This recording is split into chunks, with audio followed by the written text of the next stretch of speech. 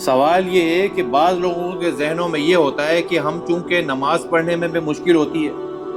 ہم بد نظری سے نہیں بچ سکتے، ہم جھوٹ غیبت ان چیزوں سے نہیں بچ سکتے ہیں، لہٰذا اس کا نتیجہ یہ نکلتا ہے کہ ہم روزہ نہ رکھیں۔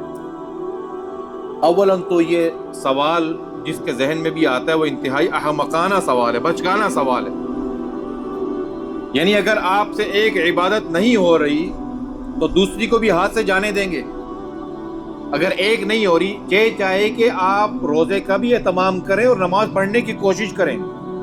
غیبت سے بچنے کی کوشش کریں۔ حدیث پاک کے اندر آتا ہے کہ الصوم جنہ، روزہ جو ہے وہ ڈھال ہے، ڈھال۔ اور جو ڈھال نبی اکرم صلی اللہ علیہ وسلم نے جس کو ڈھال قرار دیا، ہم وہ ڈھال ہی اپنے پاس نہ رکھیں۔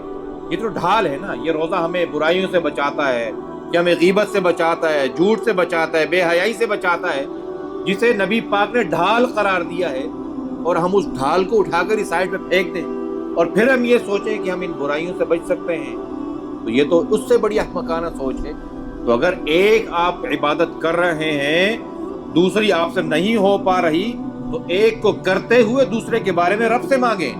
اس کے بارے میں کوشش کریں کہ میں روزہ تو رکھ رہا ہوں، نمازوں کا اہتمام کیسے کروں گا،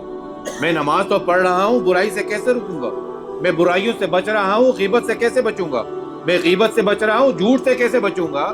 تو ایک کام تو آپ اچھا کر رہے ہیں، اس کے ساتھ دوسرے اچھے کام کی توفیق اللہ سے مانگنی بھی ہے، کوشش بھی کرنی ہے۔ اور ایسا ہو نہیں سکتا کہ کوئی شخص اپنے بس کے مطابق کوشش کرے اور رب اسے ہمت نہ دے، ایسا نہیں ہوتا۔